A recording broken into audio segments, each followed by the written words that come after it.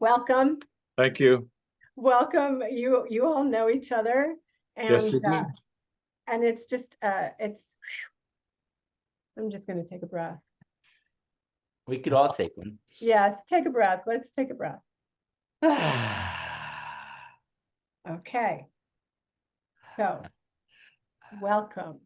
Welcome, everyone. Welcome, Mikki. Welcome, Charles. Welcome, Ryland. I'm so grateful that you are all here.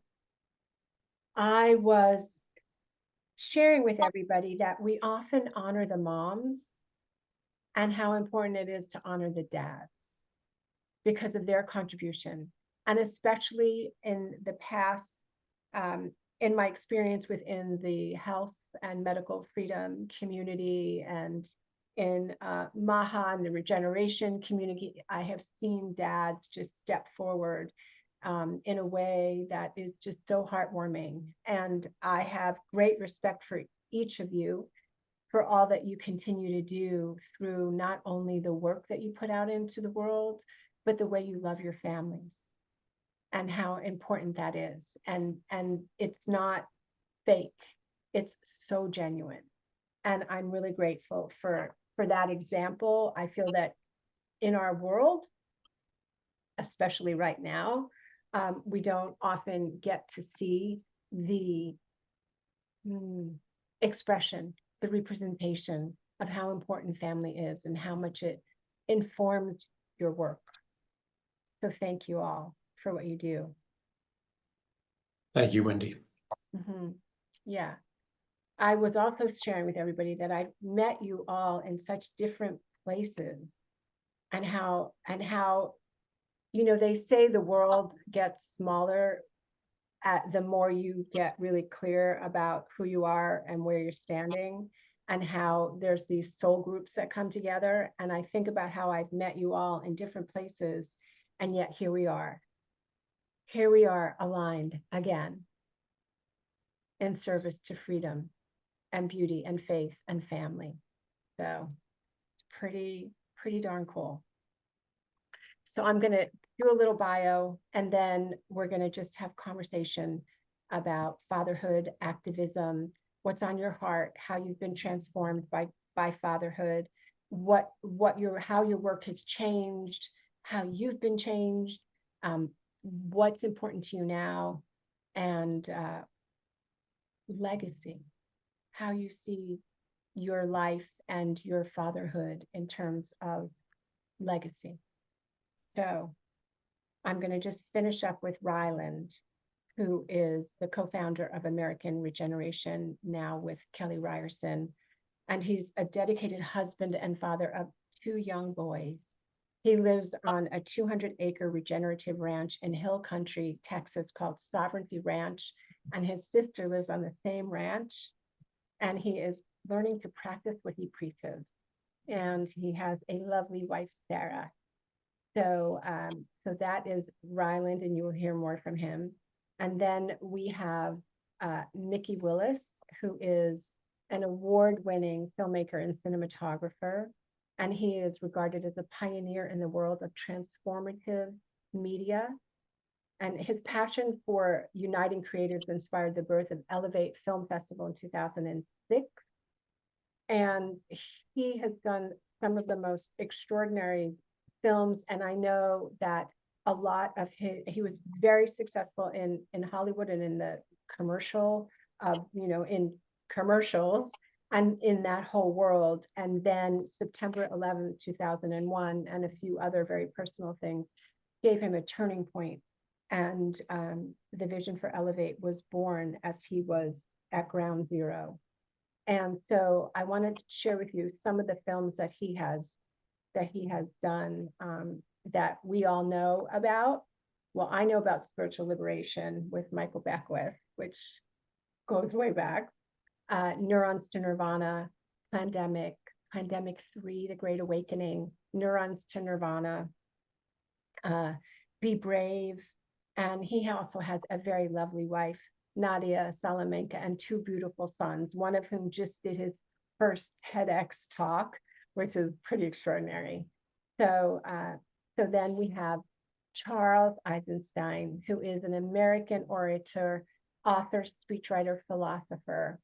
He graduated from Yale with a degree in mathematics and philosophy, and then went on a journey of self-reclamation and self-discovery. He went to Taiwan, he learned Chinese, worked as a translator. He married one of his now, best friend, Patsy, had 3 boys, and then married Stella and had a son. So all of you men have boys, which is so interesting in terms of the father-son dynamic. And he's written The Most Beautiful World Our Hearts Know Is Possible, The Ascent of Humanity, Climate, A New Story, Sacred Economics, The Coronation, Touched by the Sun.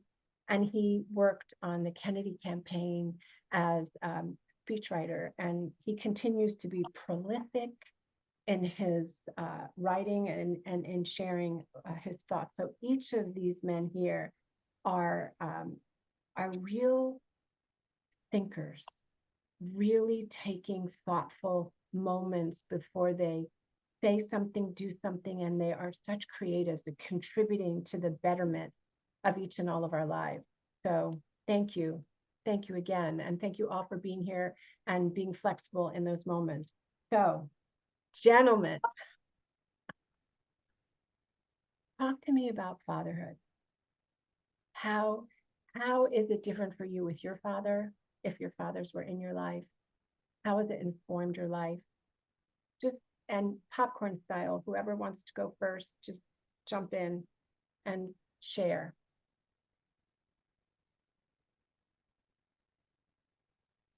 Ryland, you leaned forward, you go. Okay. I was gonna say, I was gonna let my elders, the wise elders, have first word. Wow. Thanks, Wendy. Yeah, thanks for just navigating. Thanks for opening up the conversation. Thanks for calling us all into this moment, this conversation. Yeah, fatherhood. It's the best. It's the best. Yeah, it's the most extraordinary gift, and it's the most yeah, it's the most profound opportunity of my life. And I, I called my dad and told him I was having this conversation tonight, and yeah, he shared some things that he said, yeah, maybe share these things. And he goes, how great is it? How great is it that you can call your dad and say, I'm having a dad conversation, call your dad, and he can say, he can whip off a few things. I said, it's pretty great. I said, how great is it that your son calls you and asks you, hey, dad, I'm having a dad conversation. Anything I think I should put in the, and he goes, it's the best ever. So yeah, yeah, yeah, I'll just say it's, if the inclination of the human heart is to love, fatherhood is the most beautiful sort of ordainment of an assignment of that contribution, of that conduit, of that givingness of what is natural to our hearts, to be able to pour this support and also challenge to those that are, coming from us and that we get to give to. And so, yeah, it's, I'll just say, I love hanging out with my dad as one of my favorite people. And I'm raising my kids such that we want to hang out and be best friends for my entire life.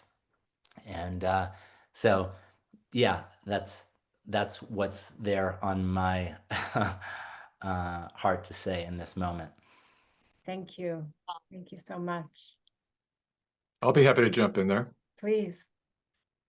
So I was raised without a father. I knew him, and I would see him maybe once a year, sometimes twice a year.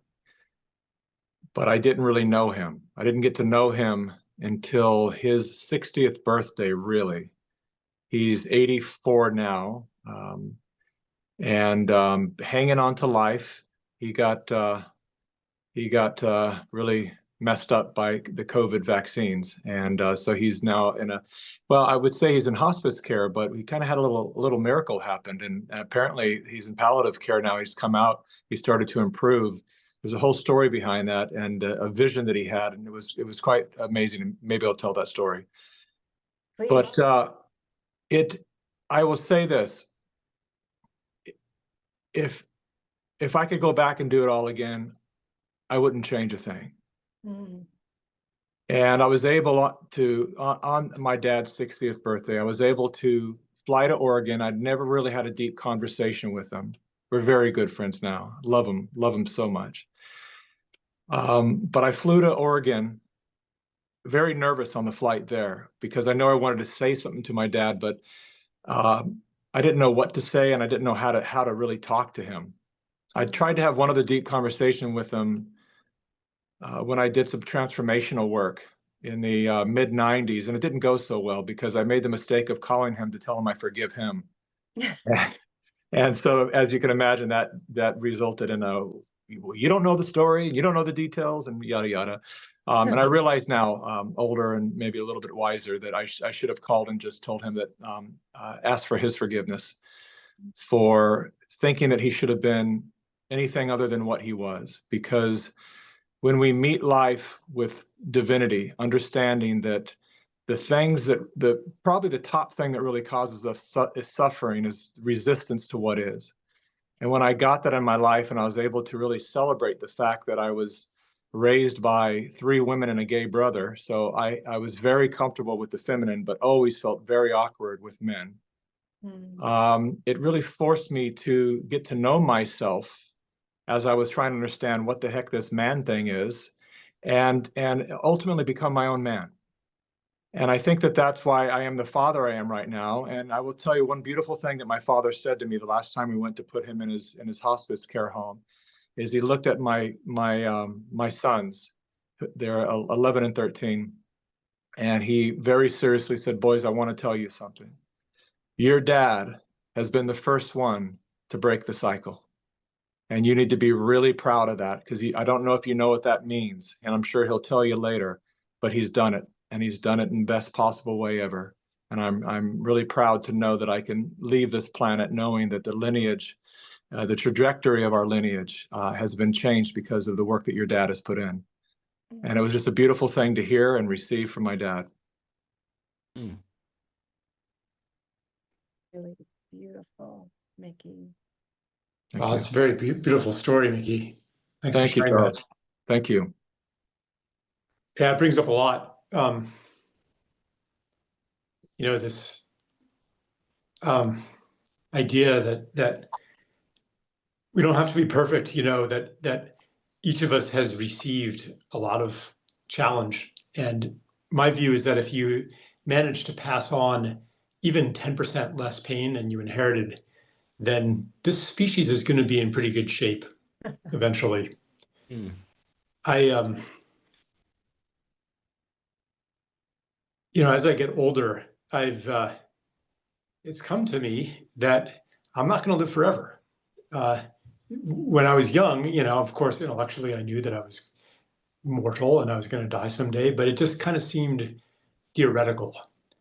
But now, as almost everybody in my parents' generation has passed, and even some in my generation, that kind of immortality of youth has really dissolved, and life becomes so much less about what I can achieve, because my time is limited, and even not only that, but my creative powers maybe aren't quite what they used to be as I get older. So it becomes more and more important to pass the impulse of life down through the next generation. And my life becomes more and more oriented toward that, which is how, I believe that the purpose of a human being is to serve life, to serve the unfolding of life and beauty on earth. And I'll just add to behold and experience the wonders of creation. That's important too. And what it means to serve life changes over the course of one's life.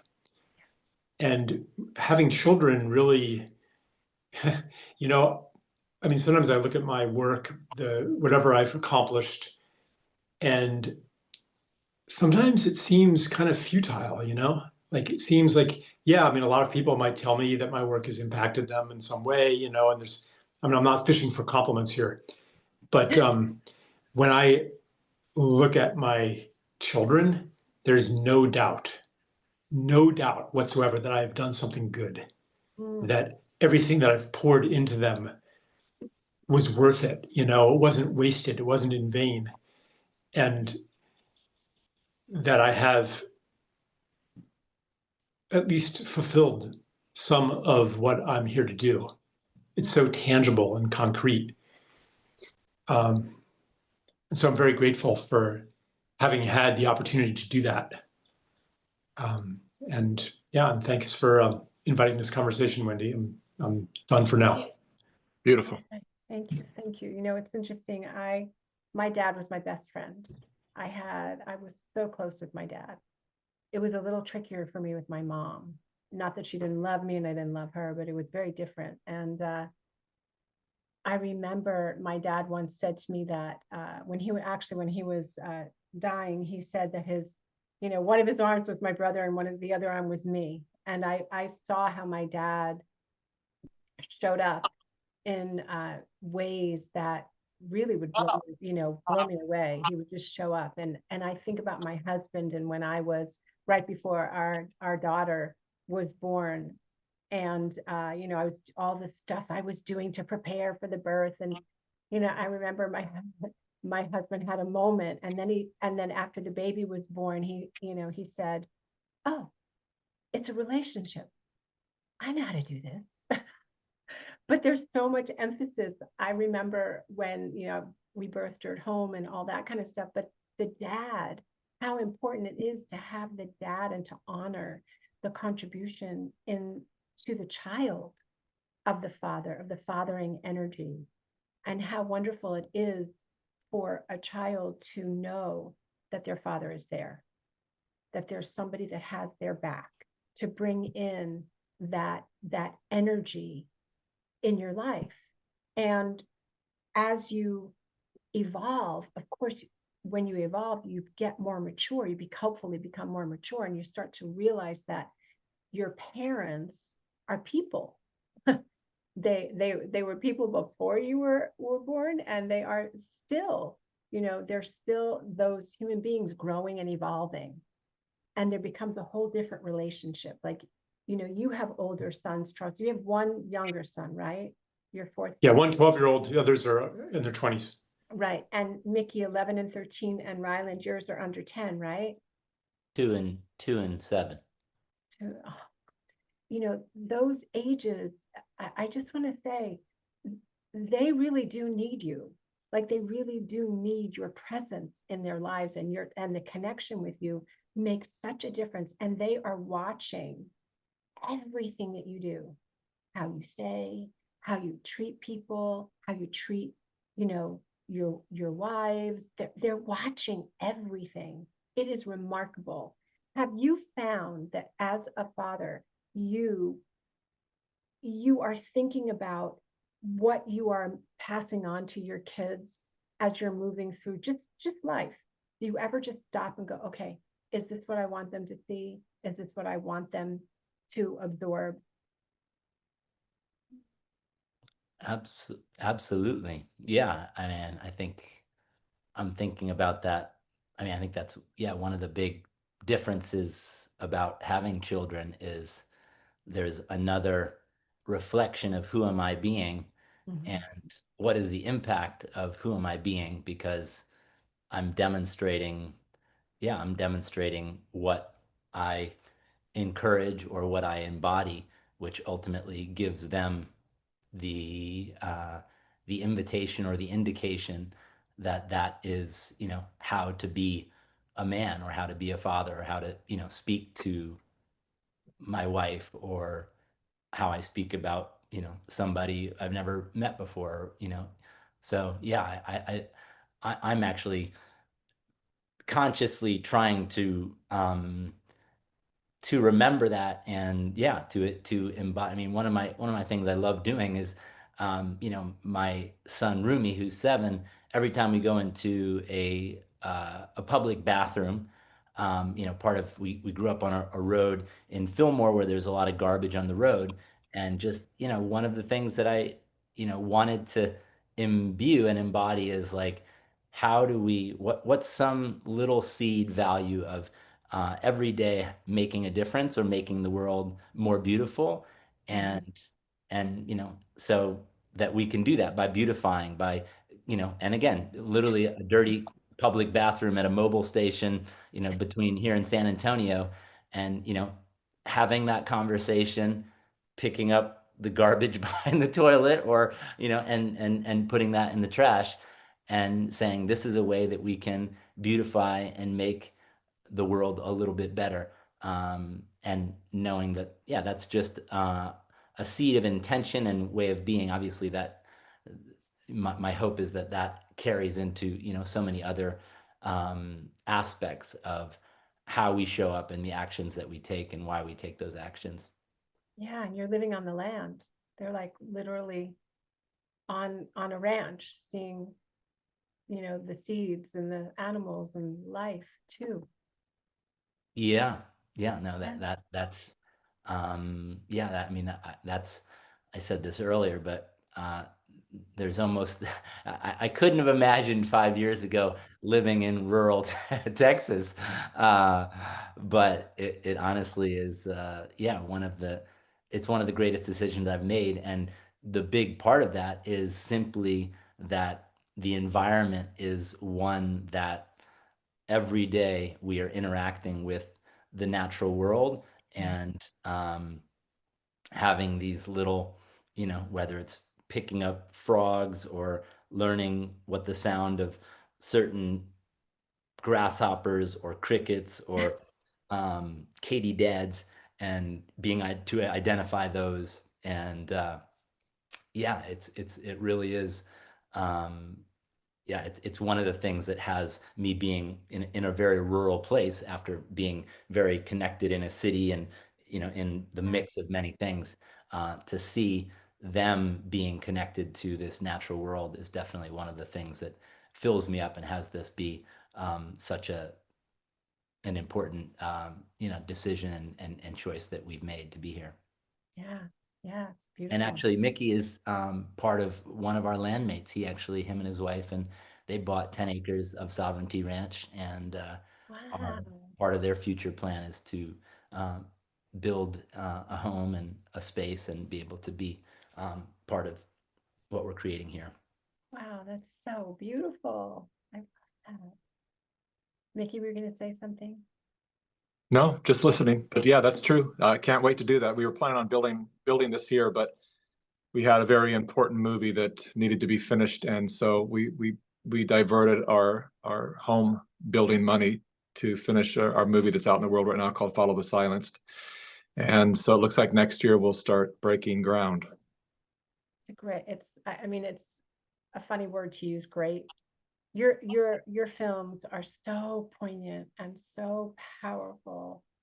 And I know we were going to talk about fatherhood, but I think about that motivation for a more beautiful world we know is possible for ourselves and our children.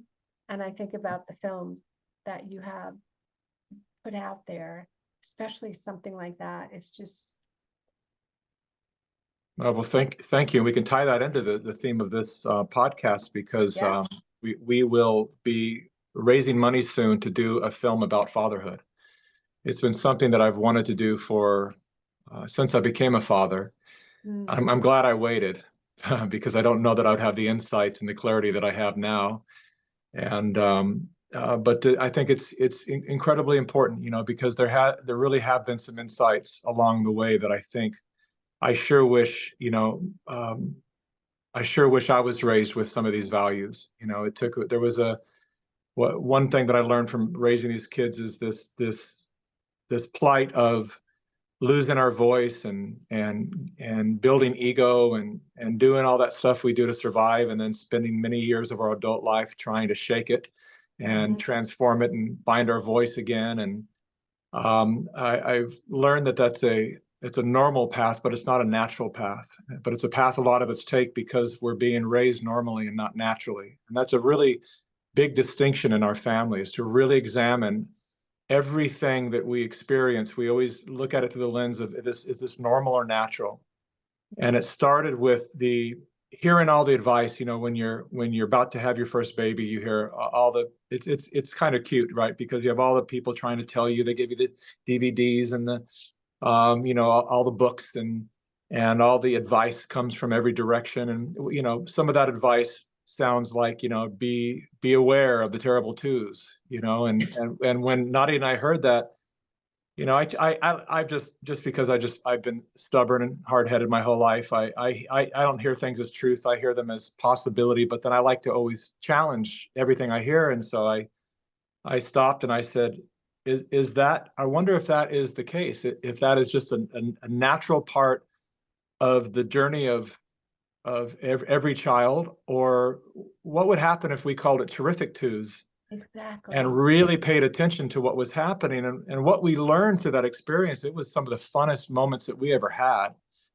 Yeah, they get testy, and yeah, they get sassy, and there, things happen. But when you understand what's actually going on, and what we discovered by not labeling it as terrible is, this is when they're coming into being. They've had about 2 years to be out of the womb until they finally realize, I am separate from mom. And so how do they prove that to themselves? How do they prove that they have independence and will and sovereignty? Well, it's by making choices opposite from its caregivers, from its authorities, from its parents. And so, there would be those moments of, no, I want to do it this way.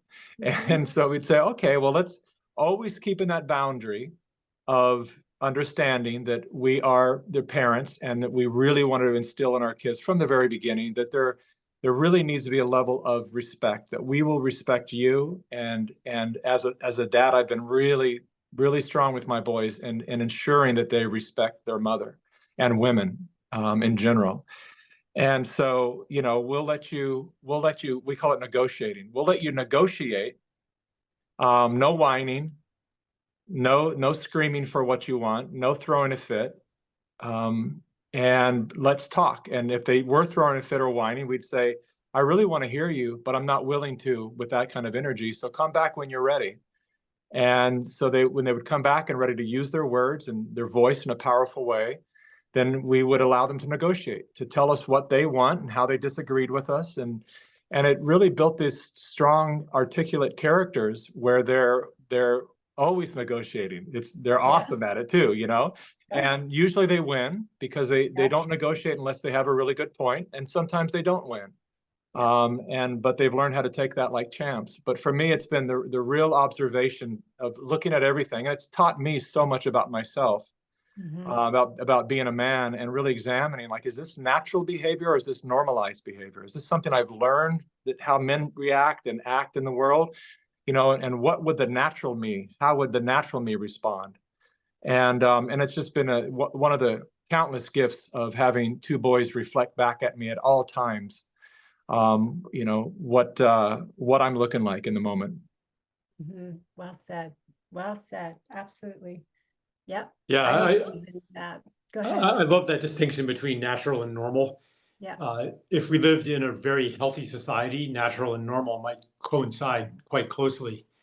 But like so much else in our society that has been normalized, child rearing is actually a very distorted and pathological version of what it could be and should be, from birth, all the way through the terrible twos. I mean, the whole thing is an endless attempt to control. It's almost a war against childhood. Yes. Like Mikki was saying, a 2-year-old is exploring will and exploring the relationship with the parents and the power of their words and learning who they are, individuating, like, that's not terrible. It's only terrible when we resist it and try to break the will. Then you've initiated a lifelong battle with your children. And for a lot of parents, that's when it begins, you know, Mhm. and their failure to conform to normal generates all kinds of dysfunction. I mean, parents think there's something wrong with their child. Then they resort to shame and Yeah. conditional approval in order to control the child. Eventually, the child internalizes that and uses this kind of self-rejection and internalization of the parents' rejection to control themselves, losing touch with their authentic desires and their authentic purpose. I mean, the whole thing is not, I wanted to say is not normal, it's not natural, but it has become normal. And you know, those of us who have dissented and resisted other forms of orthodoxy in our culture, sometimes we can resist it or notice it in one area, but be oblivious to it in another area. For me, it's been a lifelong learning process to wake up to the insane, sick orthodoxy that passes for normal, starting with birth. You know, when I was, just to play off Mikki's story, you know, when Patsy was pregnant with our first child, I mean, everybody sent us the books, you know, what to expect while you're expecting, which should have been titled "How to Listen to Your Doctor No Matter What He Says." And like, I was just, I mean, back then I didn't know anything, you know, but this is 29 years ago now. But I just felt something was off, you know, like I had been radicalized in other ways, politically, spiritually. And I'm like, this can't be right. You know, and I went through book after book after book until finally I found a book called Natural Childbirth, the Bradley Way. Yeah. And I breathed such a sigh of relief. I'm like, okay, I'm not crazy after all. Mm-mm. And, you know, that was the beginning. You know, we know that normal's wrong, but we don't really have anything ready-made to replace it, you know? And for me, like my three older kids, I mean, so much exploration and learning from mistakes, you know, is the solution Montessori? Is it Waldorf? Is it democratic free schooling, homeschooling, unschooling, you know, try this, try that. And I mean, we just didn't have the models to and the generational knowledge to know what to do.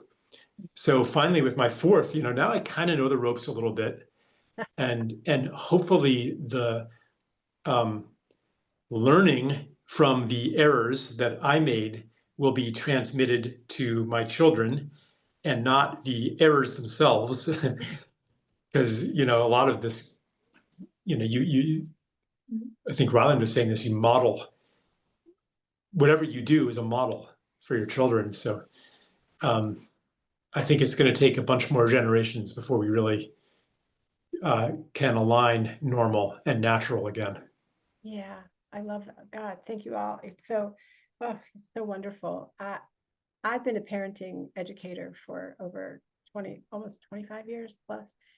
And I know I love the normal versus natural because there's such a huge difference. Normal is what is appropriate, is what society decides. This is normal, this is not normal. And we all know there's a spectrum of whatever that means, because each child is so different. And you all, you know, you have four sons, and Ryland and Mikki, you have two, and they're each different. I mean, they each have, you know, bring out a different aspect of you. They bring forward different personalities and likes and dislikes. And I never went for that terrible two thing. I think it's about autonomy, and it's about helping children to feel important. Because when you're a little kid, I mean, even straight through, look, you know, with what we're dealing with as adults, how many times do we imbue our children with autonomy? allowing, I mean, within, of course, you know, they're 2, they're 4, they're 6, they're 10, 12. I mean, like, you know, you find ways to do it where it's connected to their age and to honor who they are, the spiritual being that they are at the, you know, at the very center of their being. So I really, you know, I appreciate everything that you've shared, because your children and my child are the ones who have been imprinted with a different way of being, and they will go forward and be that way with their friends, in the work that they choose. They'll look at the work that you're doing in the world. You'll hear them saying things that you said that you think they're never listening, and then all of a sudden they repeat it. You're like, oh, I think I just said that to them. So how wonderful that they get to have you in their lives, that they get to have that imprinting. And I think that parenting and activism are really like, I don't, you know, that phrase, like they're riding shotgun or they're kissing cousin or whatever. That's kind of a weird thing to say, but I think that when you become a parent, you become an activist, because there are things that you might have accepted based on your own upbringing that you will not allow for your children, and then into the broader world, the children. Would you say that that was your experience as a parent? Did you feel like you were already in that place and it just amplified that for you? Ryland, you want to keep the pecking order here? Sure. Yeah, I would say, I mean, the truth is I was already, you know, pretty much a lifelong, you know, multi-generational activist family. And but to say that it wasn't a complete another level, Mm-hmm. it was. I mean, back to, you know, what I now somewhat sort of off the cuff said, being in California for 25 years, creating community, business enterprise. And basically, the reason we moved from California to Texas was we didn't want our children to be in the indoctrination of the cultural um, normality of what was happening during COVID. And we weren't going to bow to the normalization of that children, you know, this perfect divine creature being emerges from the miracle. And the first altar that we bow at is, to be safe, they need to have some injections in their arm such that they can, and even just at the psychological level of what the sense making that human beings have to sort of bow to the altar of that as the highest order of trust and safety. I mean, yeah, I didn't want to yeah, I didn't want that reality. And you know, with the exemptions in California being, you know, there was no longer spiritual or religious exemptions or philosophical exemptions for you know, to go to school. And so yeah, we, you know, the sacrifice and the activism of totally uprooting our realities, um, so that we did not have to be in the fight of you know, navigating life.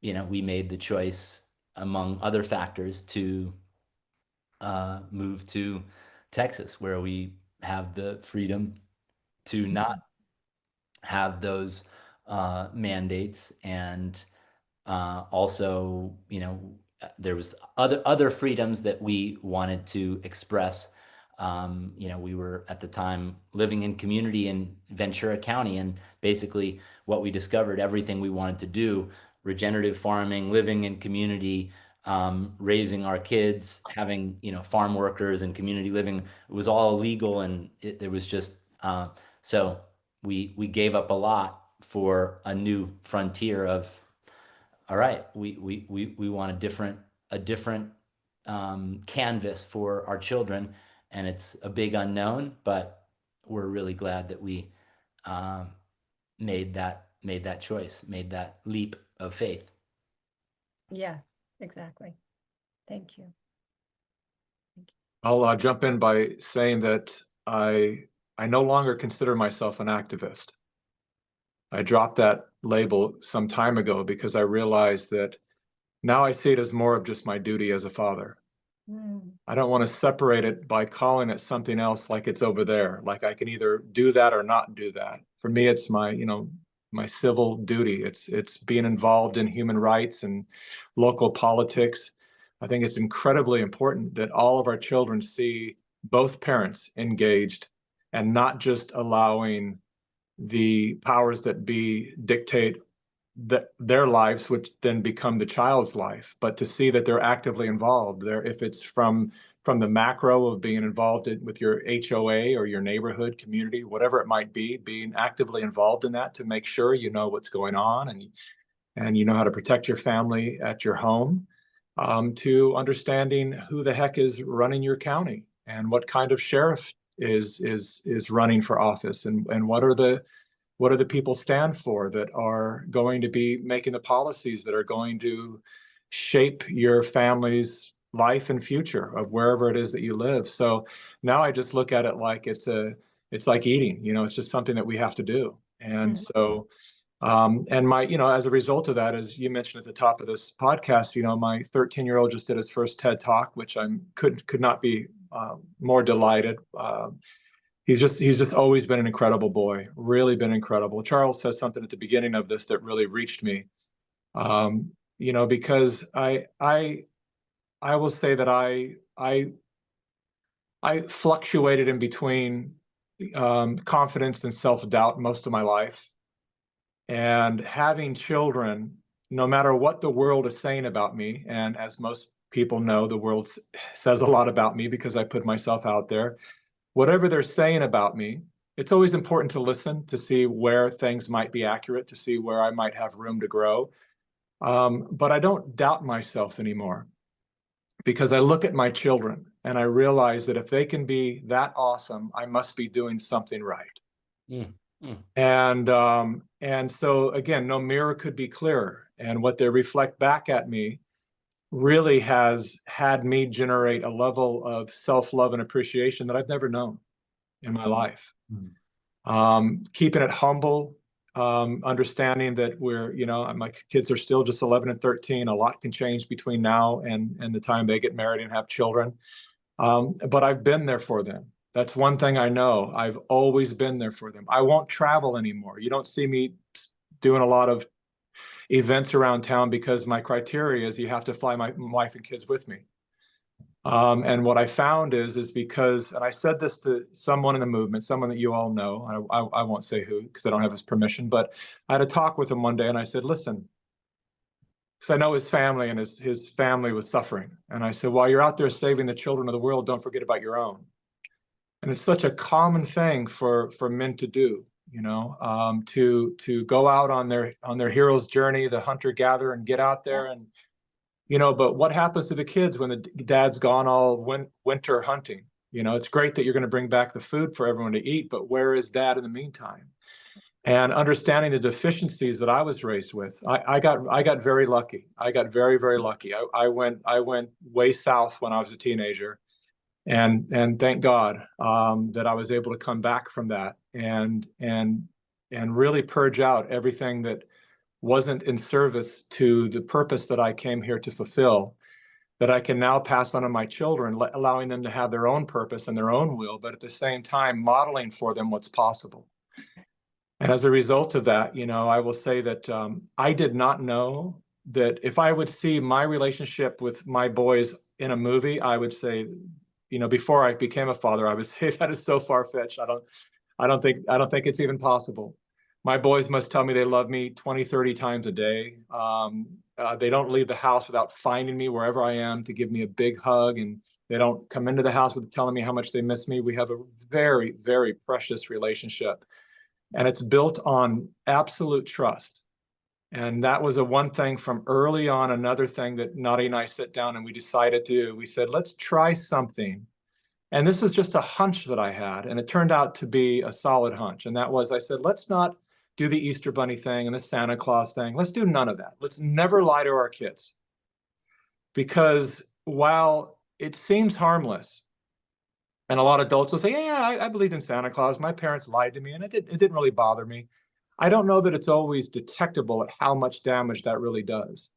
Because when you introduce children to a world, a fantasy world of Santa Claus, the gift bringer, and the magical reindeer and all of that, and then suddenly at some age, the rug is pulled out from under them and they realize that all the big people in the world were conspiring to tell them a lie, they might just shrug it off and laugh at the moment.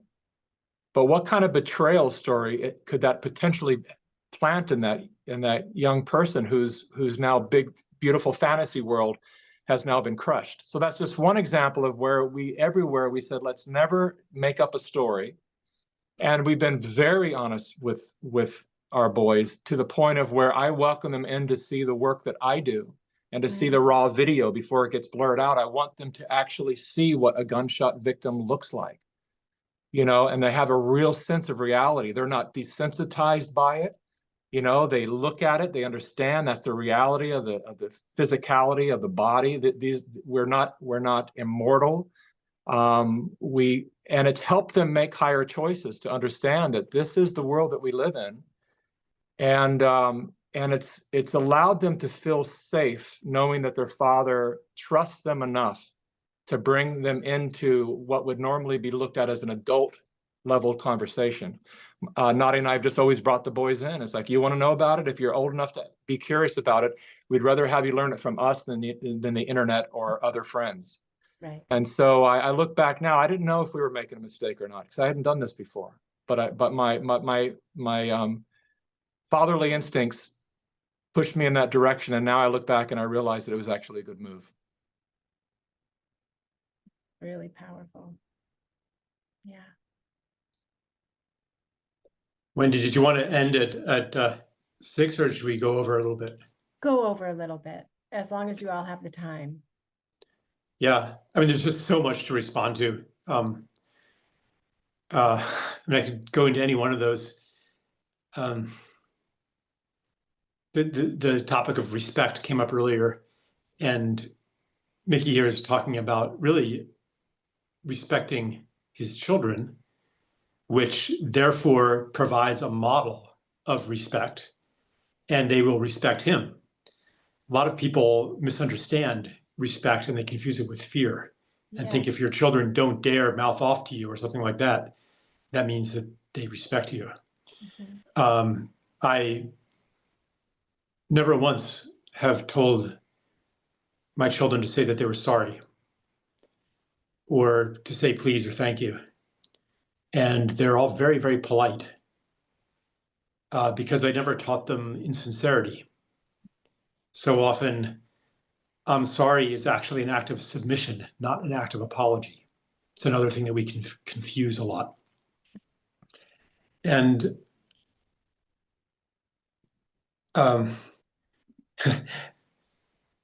as for Santa Claus, I might disagree a little bit with Mikki there.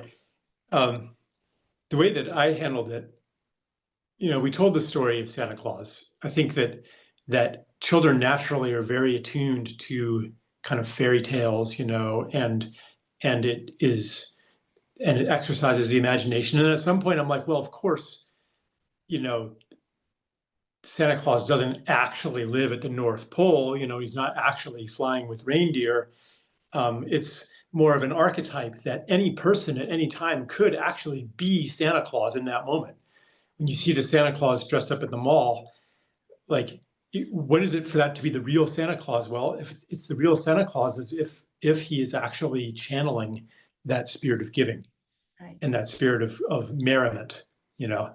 So I think that this is one of the ways that I increasingly with each child have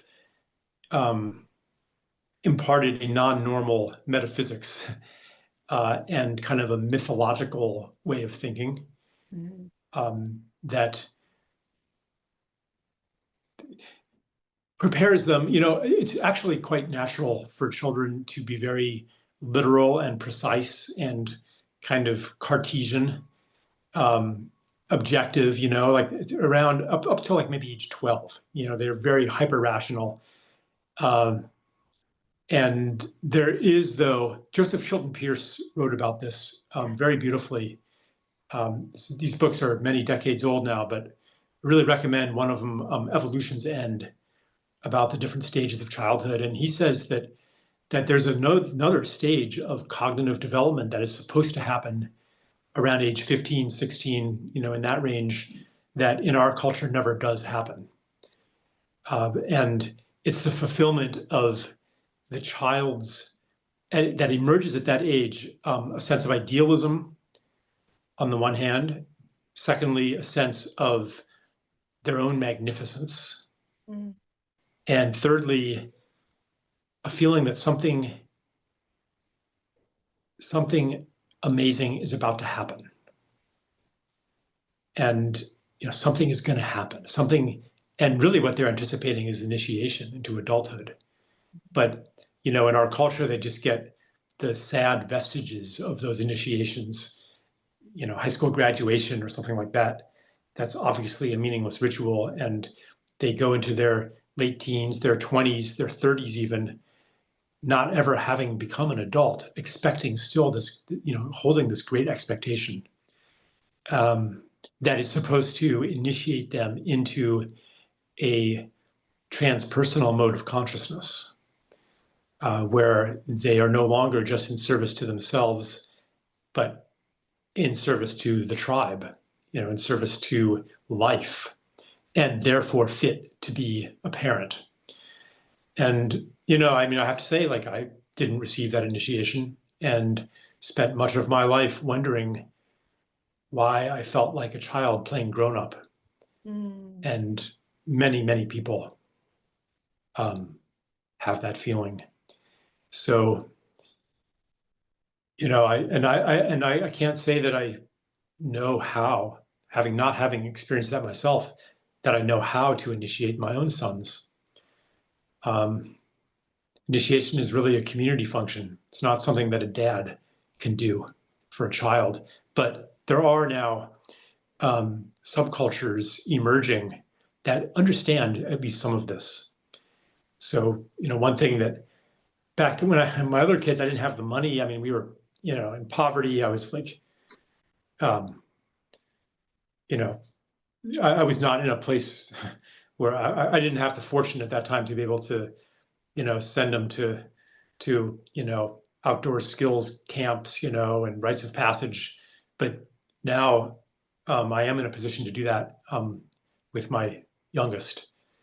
And yeah, I just want to put that out there as, I mean, we can't do it all, you know, but the stepping stones back home, the breadcrumbs are becoming visible, and we can share them with each other. And, you know, eventually we're going to get there. Wow.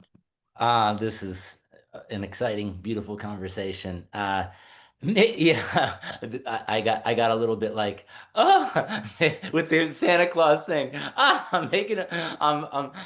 But yeah, it's we know I resonate somewhat with Charles in that, yeah, there is this fictitious story, but the way that we hold it is again in the spiritual energy and the spirit of these beings, and expressing that divinity and that the generosity. Like, yeah, there's this charity, this generosity, this this love of giving, this, this expression of a being who is giving to all of his children, that we weave through what feels like a very hallmark expression of, traditions, Easter Bunny, Santa Claus. And so, yeah, it's, my folks did, they did lie, they did lie to me and gave me a fake story. And ultimately, I mean, still remember the moments of the joy of, coming down and, seeing a stocking and having, putting out cookies for Santa Claus, all this sort of exchange around, receiving, giving, this mythical character of generosity. And so, yeah, I would say our approach has been to create, uh, a spiritual and a, archetypical, uh, relationship to these characters and what they represent. Uh, and it's going, it's going well so far. But and then, just the initiation thing is, again, such, a potent, and has been such a potent experience in my life, and something that I haven't gotten to bring to my children, but because I have had the relationship with my father who has brought me into initiation, since 18, 19, brought me to the Santa Daime Church at 19 years old and drank medicine, with, my mother and father. And, and then, um, we did something called family picnic where we would, get our whole family together. And even at 15, 16, multi generations, aunts and uncles, and taking psilocybin and getting to watch my mom melt down and have an oh my God experience, at 14, and seeing her share it.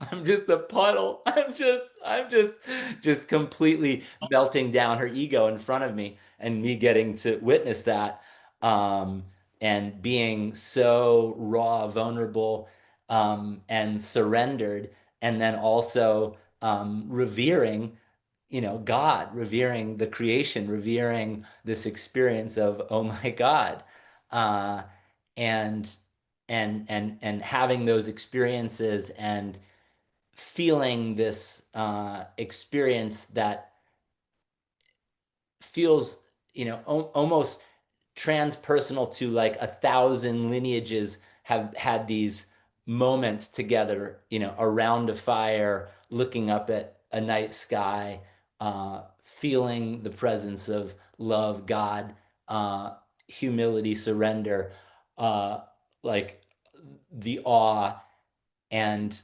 and just being in that, and getting to witness that with your father, and seeing them completely, um, not, uh, I think, one of the things my dad said earlier when I called him, ultimately we connect when we're vulnerable. We don't connect over our accolades and our greatness and what we connect over our, our foibles, our where we're broken, where we've fallen, where we're.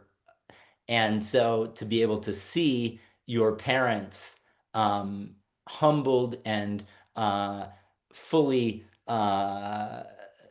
transparently exposed in, these mystical moments is something so extraordinary, and something that brings a level of relationship and connectivity, and, seeing each other's humanity, that is this sort of infinite nod and recognition of knowing that we all come from the same place and we have the same shared experiences, um, fears, insecurities, and also, uh, revelatory awe and beauty.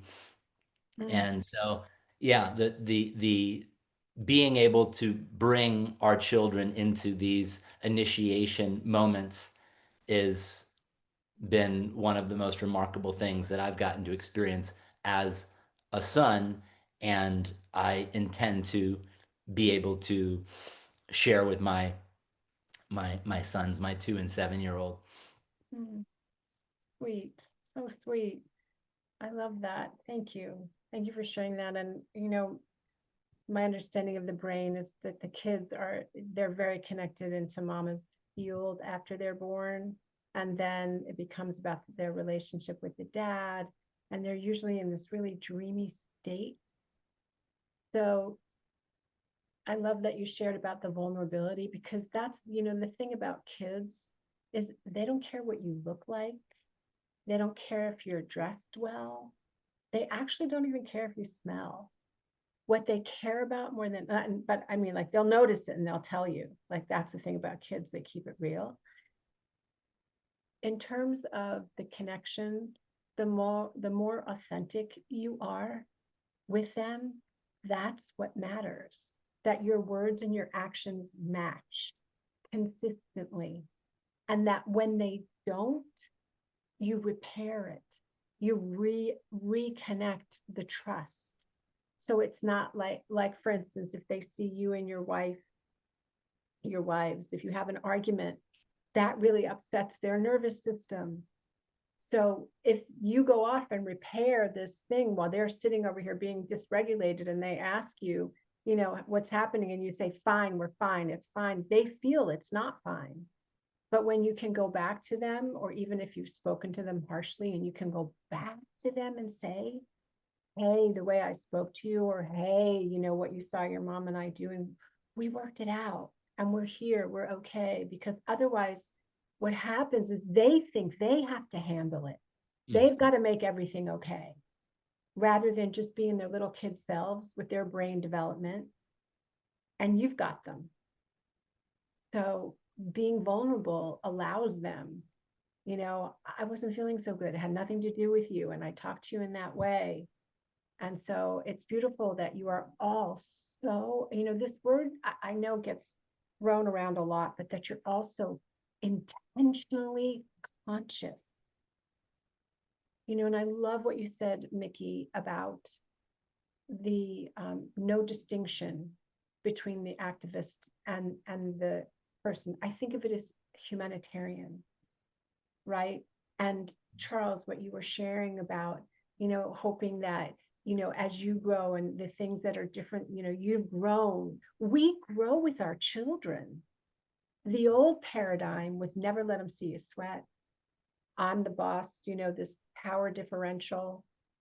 None of the ritual stuff that you're talking about. But now we have this opportunity, what you all talked about. There's an opportunity for this next generation, for these kids now. And even if you've got, adult or more adult. Wendy, can I interrupt a second? I need to go tuck in Carrie. He's waiting for me.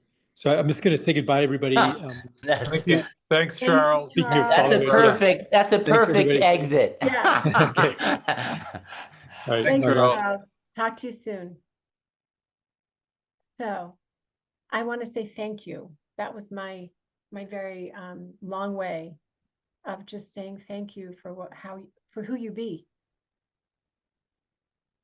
Thank you. I appreciate it. I enjoyed this conversation very much. I think that in closing, the one thing that I want to offer that's been really huge for my boys is teaching your children that they have an inner light, that they're here to shine their light.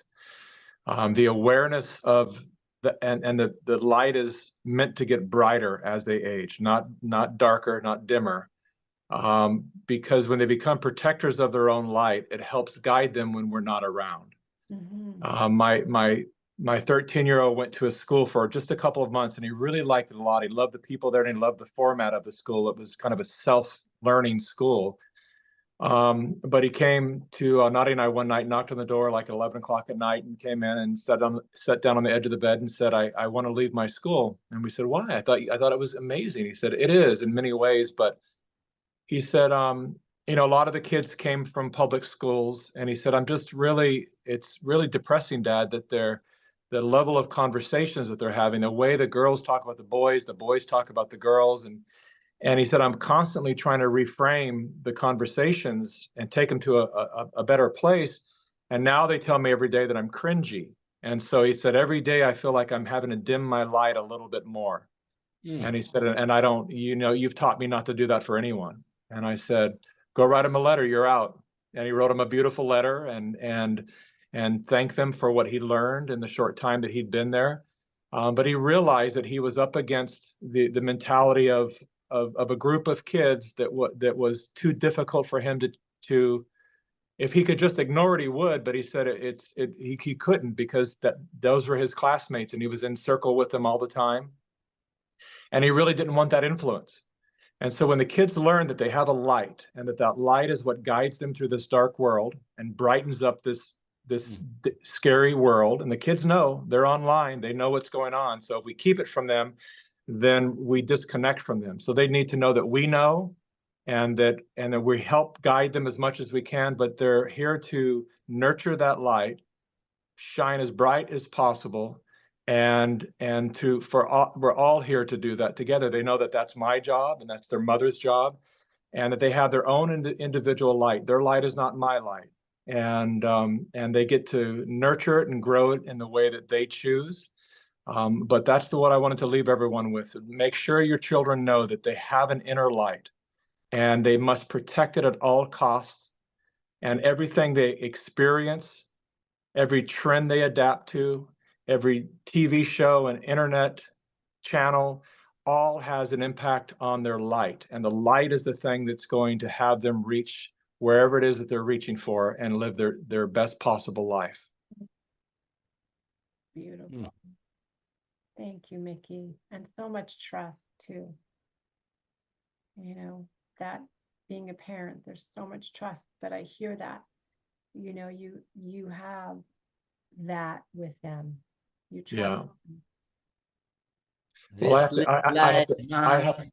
I'm gonna let it shine. Yeah. We all know each other from agape. It's Right? this little light of mine. I'm gonna let it shine. It's beautiful.